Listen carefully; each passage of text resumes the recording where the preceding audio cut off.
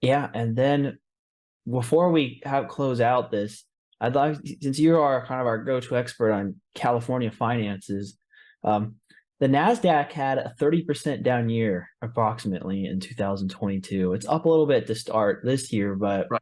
there's a good chance that we fail to make a high watermark by the end of 2023. So now with one bad year out of the way and the risk of failing to meet a new high watermark, a real possibility in 2023, what does this mean for California's finances given how reliant they are on capital gains from technology companies? Well, that's exactly the problem. 0.5% of Californians have been paying 40% of the tax. 0.5%. So it's very easy for those people to vote with their feet, and they now are voting with their feet. They're voting two ways. One is that they're failing, they're having less transactions, less new crypto, less mergers, less IPOs, less SPACs. All that is failing, which created transactions, which created tax. And the second is they're moving, because if I'm not getting my deals done in the Golden State, I'm not going to give my gold to the state. So, it's easy to see that this is not going to be the future. And you're seeing guys like Ellison, and Musk, move. And, these are big organizations, and long supply chains. And, the modern world is you want to have if you're servicing somebody like Oracle, you want to be co-located with them, right? You want to be next door so you can interface, so you can get advantages of the changing, and if Ellison is in Florida, you might think about moving to Florida. Even Disney is moving 2,000 of their most creative jobs to Florida. I mean, remember, the most creative jobs, the ones that create content, that is Disney. The rest of it is a follow-through process. But if those 2,000 people are going to Florida, then how many people in Disney's supply chain need to get to Florida? And so what's happening to California is being hammered by the lack of China. I mean, that was the greatest partner you could have in the world. There's only one set of ports and technology, supply chain, in the world, like the 40 miles of coast in California and the entire country of China. I mean, pretty much that's going down. The transactions are going down. So if you look at tax collection in California, this absolutely makes no sense. I'm going to tell you something that couldn't possibly be true until you look it up.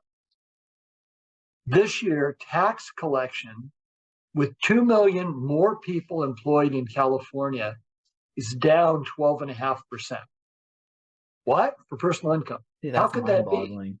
Yeah, I mean, so 2 million more, 2 million, 13 to 15, 2 million, and you're going down. So it doesn't have, in California, it isn't enough to have more workers.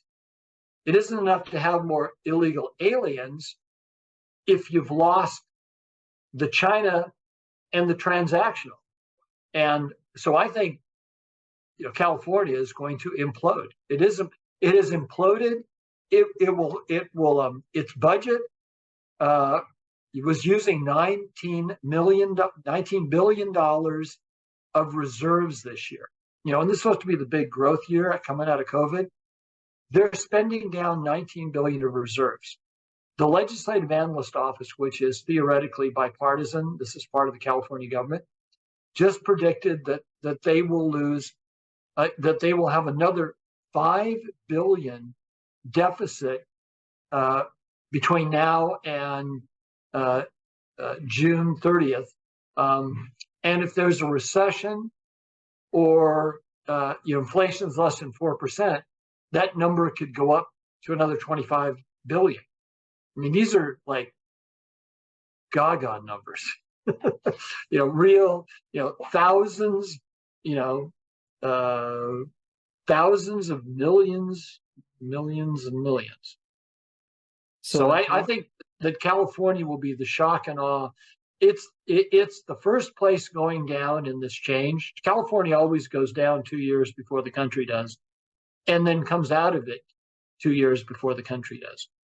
So I think we're headed straight down. California will hit a absolute financial crisis in October.